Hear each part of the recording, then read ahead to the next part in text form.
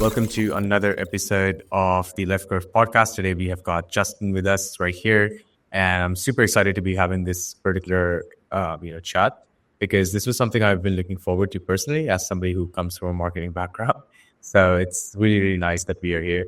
And basically, the Left Curve, for those of you who do not know, is an attempt from Radar Block to make crypto and Web3 knowledge possessed by industry experts and thought leaders accessible to a lot of people in simple terms, minus the jargon. And in the crypto world, just it's quite easy to get lost in confusing information. Some people oversimplify things. Some people make it way too technical.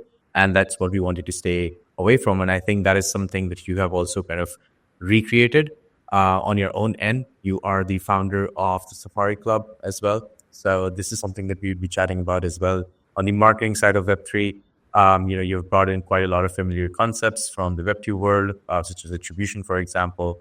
And you've done a great job at formalizing a lot of this data-backed growth that seems to be growing now more than ever across Web3. And it's been helping CMOs a lot. And that's when we thought that we should invite you and have this chat here, because a lot of people would either be A, building in Web3 as a protocol, or B, seeking a job in the marketing sector of Web3. So before we start, let me preface that none of what we say is, of course, financial advice. We're just crypto enthusiasts. Please do your own research before making any investments. And allow me to explain how the podcast is going to flow. We're going to break this down into two phases. We'll discuss the role of data in Web3 growth briefly in the first phase, and then go deeper into the second phase. So that's all from my end. Justin, would you like to introduce yourself to our audience? Yeah. Hey, everyone. I'm Justin. I'm the co-founder of Safary. Safary is both the leading customer data platform for Web3 teams, in addition to being Safary Club, which is our community of the top Web3 growth leaders. Excited to be here. Amazing. Lingo, would you like to go next? Hey guys, super nice to be having this conversation. My name is Blingo. I'm the co-founder of Radar Block alongside Adonis. We're a Web3 native growth marketing agency that has been around for 2.5 years now, done 45 projects. We kind of help every project on their growth funnel. So we kind of read everything that's happening on CT day in, day out, sometimes create good memes and have a lot of fun. Super nice to be having this conversation.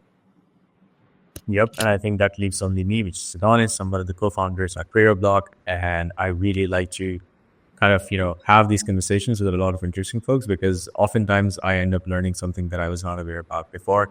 I'm very, very sure that this is going to be one of those podcasts where I walk away with more information than I had at the beginning of it.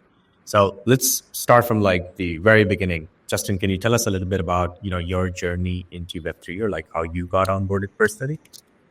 For sure. So before crypto, I was a growth leader at several marketplace tech companies, where I had the opportunity to lead a range of different strategies, from community-led growth to paid advertising, and even building incentive experimentation platforms. And so this exposure to different growth models really sort of shaped my dive into the crypto space. So my co-founder and I dove into crypto at the end of 2021, which was the peak of the last bull market. And we were really captivated by the potential of decentralization and the new business models that blockchain technology could enable. But what really blew my mind was the rapid growth that was happening in the space. There are all these brand new crypto startups scaling at an incredible pace through strategies like airdrops and other Web3 native growth tactics.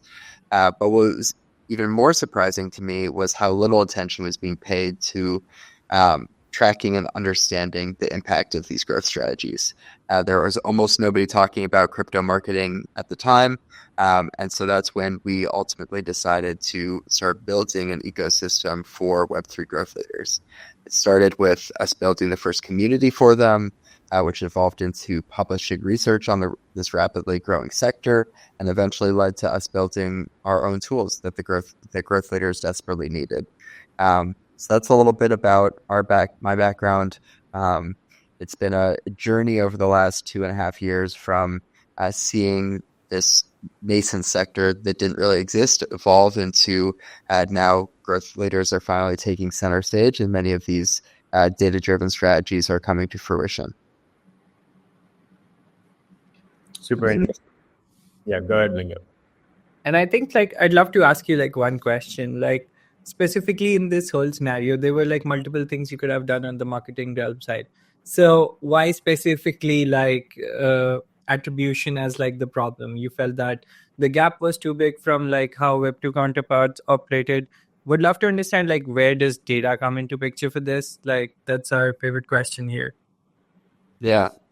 So before we launched Safari's attribution platform, Web3 attribution was like practically non-existent. Teams were operating in the dark, unable to draw meaningful connections between their off-chain activities like social media on Twitter, on their blog, or even community building in Discord, and the on-chain conversion metrics that ultimately mattered to their business. And in addition to that, traditional marketing attribution models and platforms like Google Analytics didn't really fit the crypto-powered world, which meant that Web3 teams really struggled to measure the actual impact of their growth efforts. So I think the sort of like stage in which we came in was, one, this notion of being able to connect the dots between Web2 channels and Web3 outcomes didn't exist. And two, not only were marketers motivated by the understanding of that would drive their growth strategies, but they're also looking for a way to prove that what they're actually doing was working to their technical teams that often didn't understand marketing and wanted to see data-backed evidence to know that what they were doing was actually being effective. Got it. It's super interesting to kind of like hear about, how you first started out as well. But in terms of like starting out, can you also talk to us what were the problems in attribution when you were starting out? Because I think now people look at the landscape and of course there are different tools that people are using, different tactics, but things were not always like this. So can you talk to a little bit about the history as well? Yeah. Well, I'd say the history, as I sort of mentioned, is that it just wasn't there. I think that that's the sort of like funny thing. We take attribution as such a given from coming from like a Web2 marketing background that you run these different channels and you're able to understand the impacts down the funnel. But that just wasn't the case. Teams were flying completely blind. And a lot of that was attributed to two things in my mind. One, was just the fact that a lot of these Web3 growth tooling companies hadn't existed yet in the space. But the second was also because, especially closer to 2021, we were operating in a much more privacy-centric environment where people really didn't want to track anything or didn't want to be publicly associated with tracking anything. So there was both the infrastructure wasn't actually there yet for these tools, but there was also an ethos of people didn't necessarily want these tools to be built closer to 2021. And as we entered the bear market, a lot of that began to change rather rapidly when growth leaders started demanding to say, like, we can't just fly blind anymore and have, token go up. We actually need to understand what's going on in our protocols, talk to our key users, retain them, and drive growth from there. So I think that this shift is both technological and philosophical for why we've seen attribution come to fruition when it did. And can you talk to us a little bit about like how, like, walk us through your reasoning of starting out Safary? Because I'm pretty sure that, very few people look at a problem and say, yeah, I'll build a tool for that. So you definitely would have faced it yourself personally on like quite an intense level to kind of have arrived at that decision that, yes, I need to do something. And I think on top of that, if you can just walk us through like where you said that, hey, how do I, this is like a problem I've identified, right? Where do I start specifically in this? Like, where did you like start out? Okay, I'll just start with like this basic isolation of the problem that I'll solve this first. Like we want to, like, we understand like how the whole product has shaped out, but like the starting point would be super amazing to understand as well. Yeah. So for us, we started the growth community in February 2022, and we'd always been building different data growth platforms under the hood with our community, although we didn't come out of stealth as an attribution platform until much later. Our first idea was actually around building a collaborative version of Mixpanel.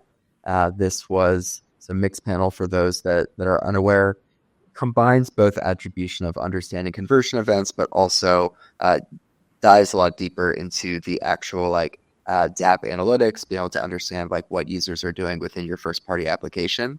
But for us, we were closer to the more like idealistic times of the bull market at that point in time, and crypto was really pushing the narrative of being collaborative. And so we thought that there was a really unique, interesting opportunity for us to build a platform where people would make their off-chain data public as well. So there was examples of Dune Analytics, which was really awesome for being able to see, on-chain data. And some of that on-chain data was growth focused, but we really see the true sort of impact of growth happens between Web2 and Web3. And so Dune was only telling half that story. So that sort of was our entry point was building a platform where people would connect their on-chain and their off-chain data and then make that public in public growth dashboards that our community would then comment on and speculate on about how companies grew in different phases of their journey. So it sort of began there and then got a lot more focused into attribution. And then I'm sure we'll talk about V2, which is around user analytics later in the podcast as well.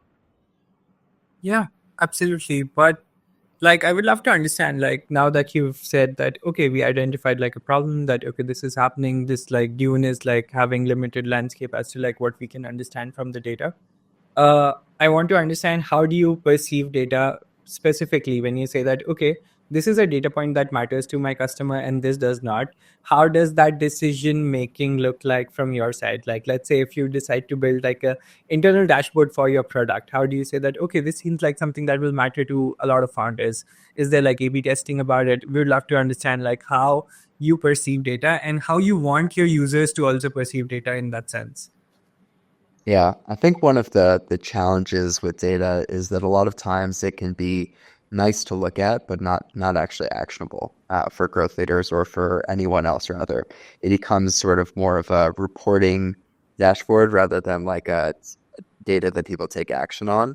And so we were very clear with ourselves from the very beginning that if we were displaying a chart, if it didn't have an action, we weren't going to build it. And so that's sort of how we've shaped both our early philosophy, but also I think is an important element of data is that if it doesn't drive a specific action, then it's actually not that useful.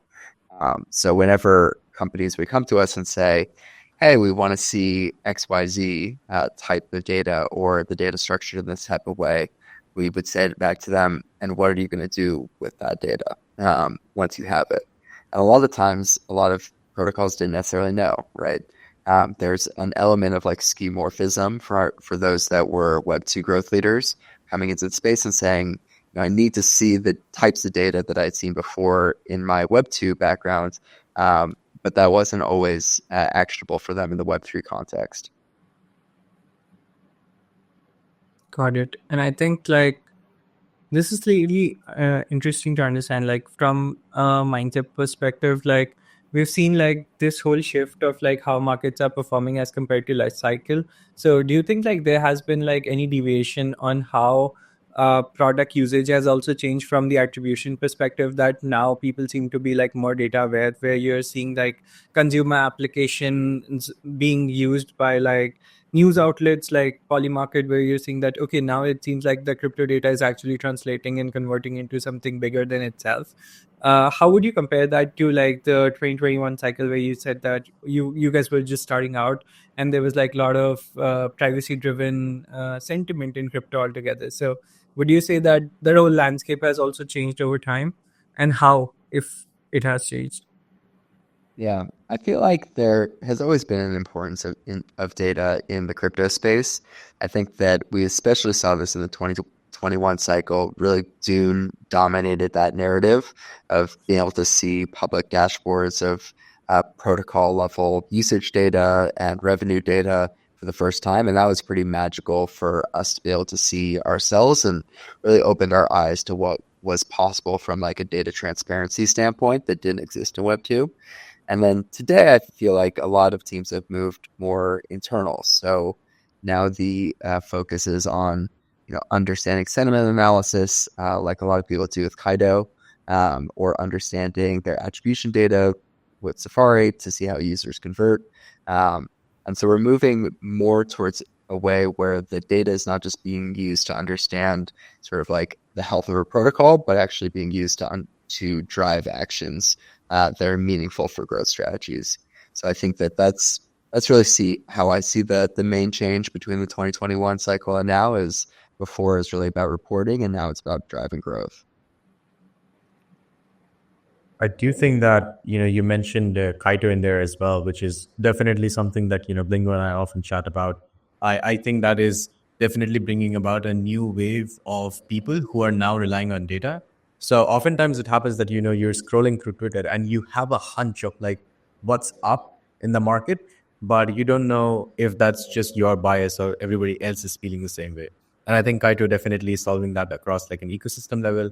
And, when founders today who are utilizing or leveraging Safari are making their decisions, they're not reproached by the thought that they're doing it simply because they feel like it, which is the whole purpose that they went into data the whole way, right? So based on that, what advice would you have for like future founders? Like, how should they be looking at data? How should they be utilizing data into their day-to-day operations or into their campaign designs? How does that look like for somebody who's like watching the podcast and they think, oh, when I launch my protocol, I'm definitely going to leverage data in my decision making as well. Yeah, I think that in, a space that's as rapidly evolving as crypto is, it's data-driven decision making is absolutely essential for founders that want to stay ahead of the curve. You both need to understand what's going on within your own protocol, so that, it's both your on-chain data and your off-chain data, but you also need to be able to understand the sentiment that exists beyond your protocol and around your protocol. I think that that's where Kaito comes in with the sentiment analysis and market understanding. So these two sides, right, I think are key. And the real value comes from when you're doing both of these strategies. You both need to be able to identify your high value users based on their wallet activity, which can help you prioritize different engagement strategies and help you get to know your users better. While at the same time, you need to be able to understand where the market is shifting, so that you can understand what the value props that your users might care about might be. We, in our own example, right, like we are building a different tool today than we were building a year ago because the market's shifted, both in terms of philosophy and in technology. But if you didn't have the sort of like data-driven understanding to know that, then you'd be building the wrong thing for a sort of customer group that might not have those needs anymore. And I think like you actually kind of raised the same point that we had in mind. Like you said that with the rapid shifting environment, it's hard to like stick to one project or like one product altogether. So would love to understand like how do you think this perception of Safari has changed? Like I know you guys launched like a Safari V2 recently. Like how is it like totally different from like the one that you guys started with? Like are you guys still on the same page, same thought line, or is it like developed or pivoted into like something completely different altogether? Yeah, so Safari V1 was all about attribution. We built a modern version of Google Analytics for crypto teams, which gave them the ability to measure the impact of their marketing efforts for the first time. And attribution is necessary and important for any company to have. But what we've seen is that without paid campaigns of some kind, whether that's an ad network, a Quest, or something else, it hasn't yet become the sort of must-have that it was in Web2. So that sort of was our initial hypothesis when we started building the attribution platform, was that performance marketing was going to become a thing sooner rather than later. And a year into building the platform, we didn't see as much evidence of that as we had expected. I do think that that's changing now, and we probably will see it become more important in the months to come. But that enabled us to think about, where we're really at in a different way. So Safari V2 is all about user analytics. We started ingesting Farcaster data in Safari's platform after Frames launched and built our own Farcaster native attribution. And that totally changed our view of the power of the data that we were collecting. For the first time, we were layering social on-chain identities on top of wallet information and wallet activity, effectively beginning to serve as a targeting and engagement layer on top of our attribution stack. And we're seeing more and more of the best teams trying to build these direct relationships with their users as a result of our platform. So for us, Safari V2 is both a new direction in some ways, but also building on the core of our attribution stack with a powerful new use case around engagement as the primary driver, rather than measuring marketing campaigns like we were doing in V1. That makes V2 sound really, really exciting. And I really have to kind of like ask this as well, because you mentioned how like in the V1 it was like the Web3 variant of Google Analytics. But even today, if you think about it, how do you see the competitive landscape evolving over time when it comes to Web3 attribution? Like, would you say it's more head to head with Google Analytics, or a couple of other Web3 native solutions that have been built across the ecosystem? And I'm asking this question in specific to Safari. Like, what is your thought process when you think about, okay, these are the people that we need to compete against? Is it the Web2 standards that you're going for, or how are you conceptualizing that? Yeah. I think that for user analytics and the way that we're doing it, at least, it really hasn't been done before in crypto, at least, to be able to combine, who somebody is in terms of their social profile, who they know in terms of their social graph, which is very unique to Farcaster, for example, what they own, which is their wallet data, and what they've done within the first party application, and then how it's all connected. So I think that this is sort of a unique spin on things. But if we zoom back out to the attribution market, the Web3 attribution landscape is still emerging, but it's also very specialized in certain ways. So the current players, as I see them today, are Safari, Spindle, Helica, Cookie3, and Addressable. We're all operating in the same space of having attribution as our sort of like core layer.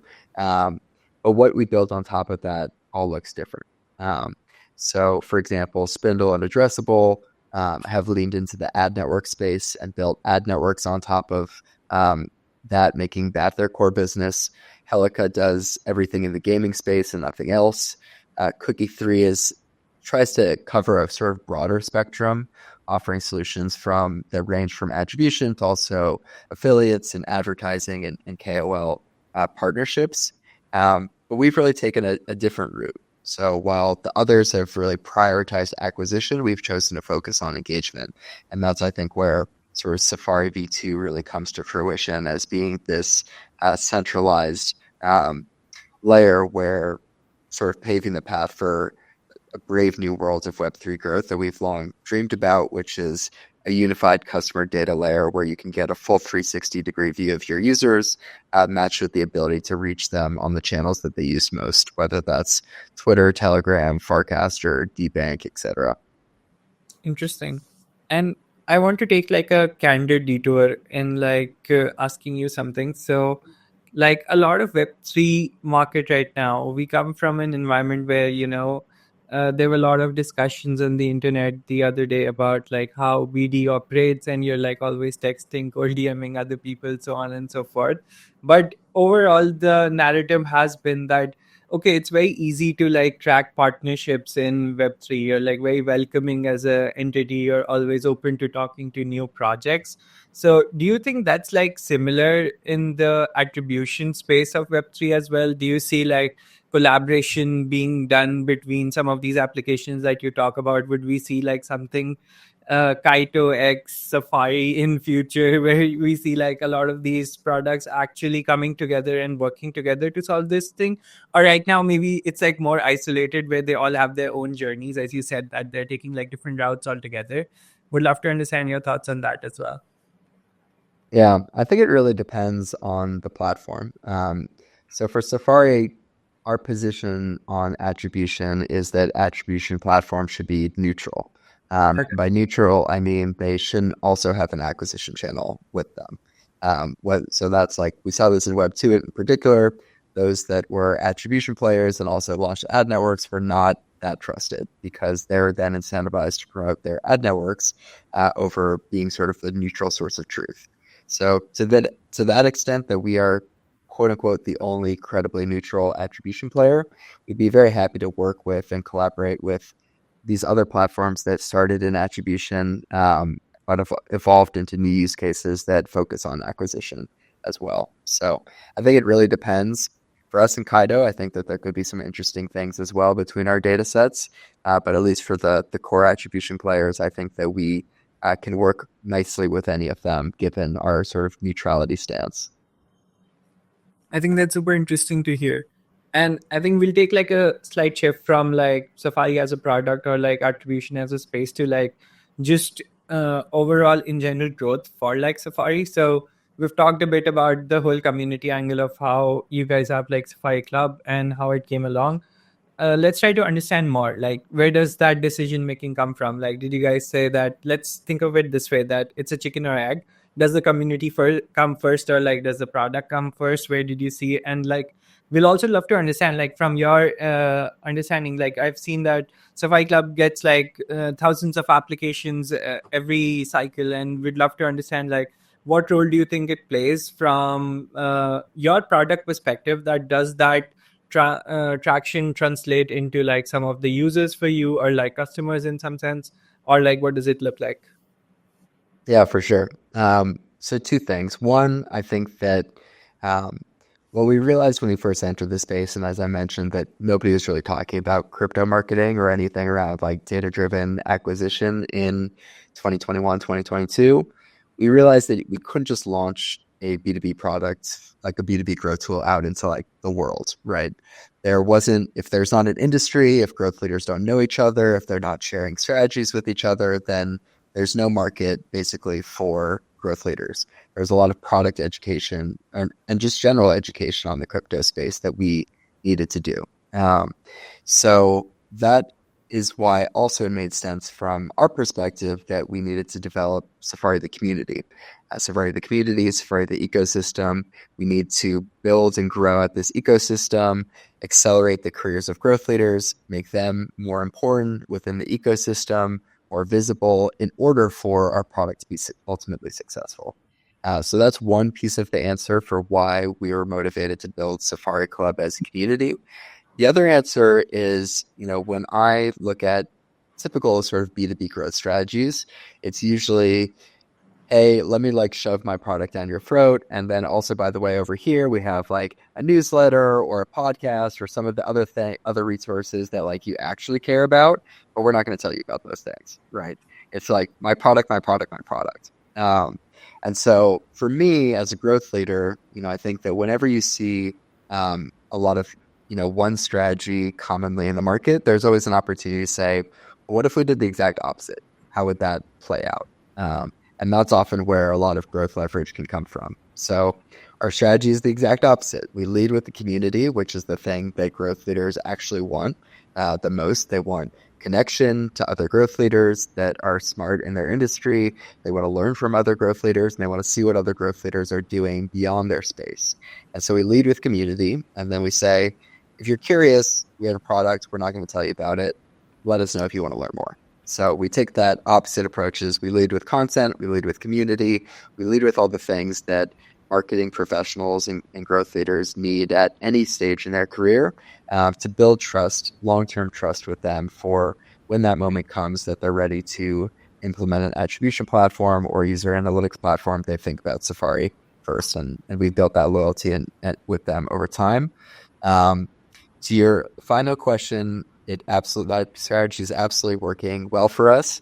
To the extent that many of the people that join our batches immediately turn around and implement Safari's platform.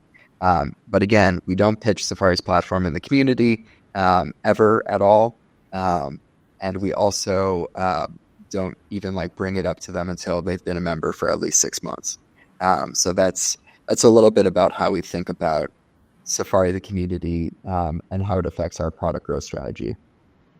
And that's super interesting because like I've been a fan of like the whole Safari's community efforts. In fact, like one of my favorite events at Denver was the Safari Day. So I think like I listened to all panels and I was like one of the only persons like taking notes and everything about like, okay, this is happening. And we had such great panels that day and I was like totally inspired. In fact, I was also talking to T-Pan yesterday and we're trying to get him on as speaker on the podcast as well. So I think like overall we've been like big fans of the work that you guys have been doing, and it's super interesting. In fact, like even to like some of the listeners who are also like people who are building in the space, they might be like interested in understanding that how this whole product led strategy has worked for you, like in fact that the whole community being wrapped around, not as like a clear pitch where you kind of shove them on their face, but just it being like complementary to one another does like for the project. Because like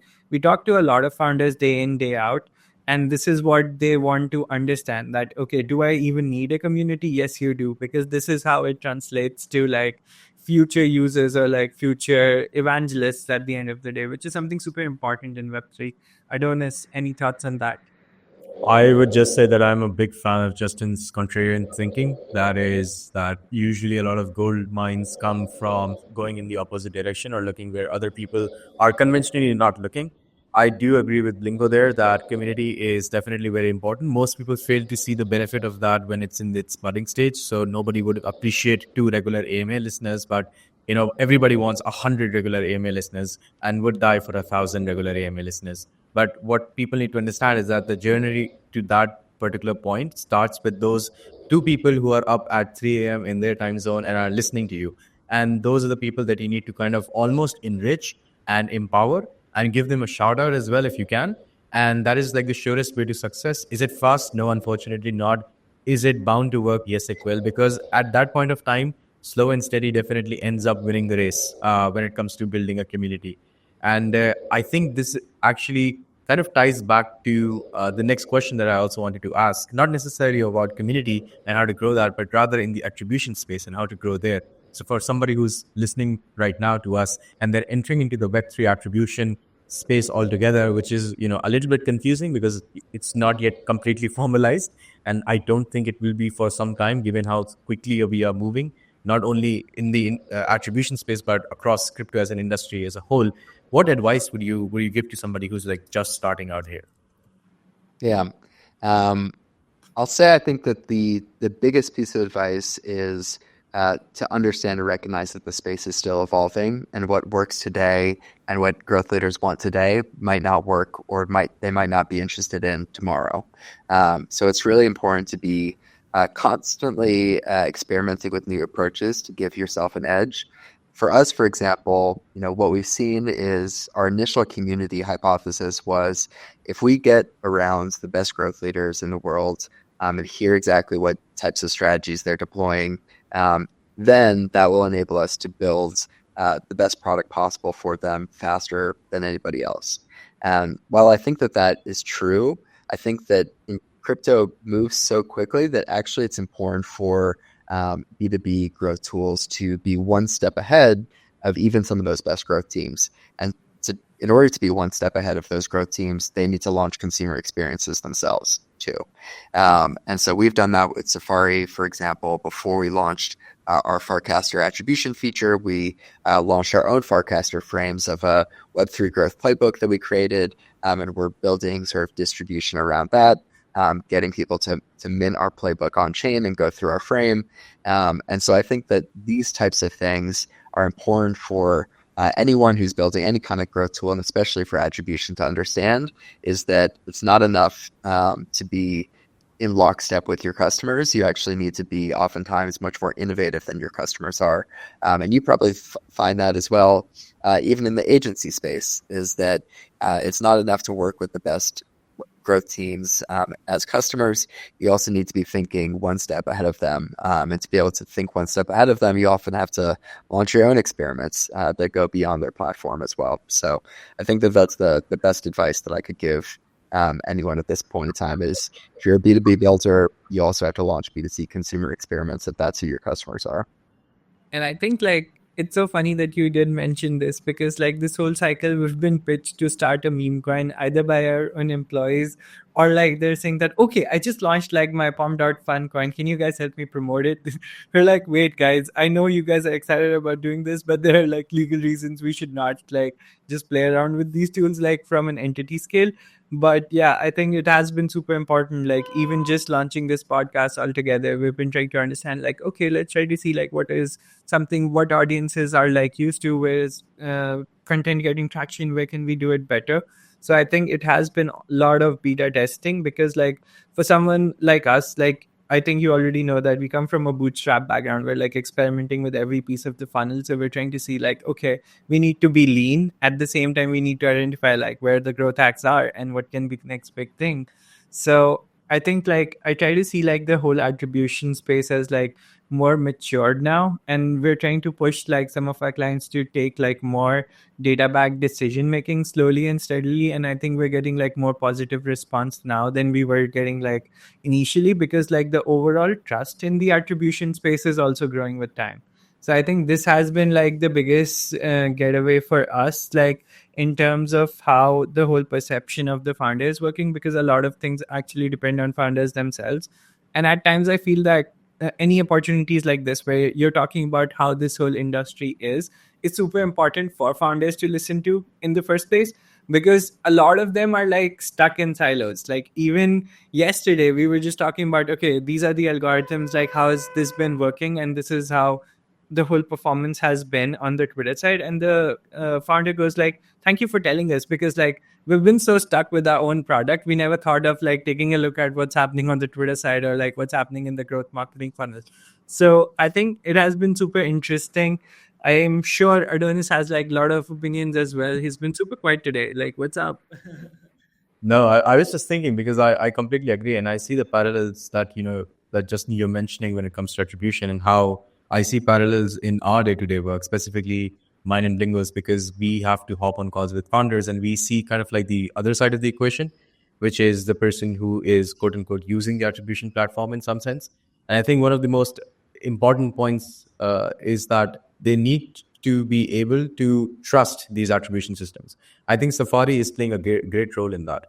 Anybody who's tweeting about attribution is doing a great role for that across all of Twitter. Because if you remember back when you guys launched your V1 and you were just starting out, there were no tweets about attribution. There were no tweets about how you can track your data. Today, you may even come across a Web3 playbook, or like how you should be a social media manager. Just the other day, I was reading this really long form tweet about all the experiences that a social media manager has shared after 4 years of working at notable protocols. And I believe that, well, first of all, back in 2021, it would be really surprising to find someone who has spent 4 years trying to work on a social media profile of a protocol, right? And so we definitely have matured there, where people have spent enough time to gather enough experience to now kind of consolidate them and give them out as insights. So that is definitely a good direction in which we are headed. I hope to see more in the future, more playbooks coming from Safari, more insight-led articles being written by you guys, because I think you guys are doing a phenomenal job at optimizing for convenience and short attention spans, which is why I think you guys have done, taking the right decision to actually use a lot of those, golden nuggets on Twitter, which you usually put out. And I think one question that I always ask to all the guests who come on to the podcast is, who is one another Web3 chat that you would want us to interview on the Left Curve podcast as well? I think the most obvious one in my mind is Blue, who's the CMO at Trader Joe. He's one of the very few growth leaders out there that's been at a major protocol since the very beginning and successfully grown a crypto brand from the 0 to 1, the 1 to 10, and beyond. So that would be the clear answer from my point of view. Yep. I think I've had like chats with Blue, and you have to really appreciate it when somebody as busy as him replies in a flash. He's always really quick with his replies, and I always appreciate him for that as well. I think this podcast has been like super insightful. This particular episode where we touched upon the basics of attribution, how Justin, you got started, the transition from Safari V1 to V2, and then the whole growth club as well. Plus your advices for somebody who's just like starting out. I think a lot of our listeners would derive a lot of value from there. And hopefully, even though, you do not intend for any of these social activities to drive more product users, this podcast may just get you more people using Safari as well, because they're just listening to this and they're like, that's what I'm looking for. That's what I needed to get started as well. So if you love the show, by the way, and this is to our listeners, please do give us a follow on @RadarBlock and our account at 0x Adonis Cyril and 0x Lingono. Make sure you follow our guest Justin as well at JK_ETH. So that is all from our end. Thank you so much for joining in, Justin. It was a pleasure having you.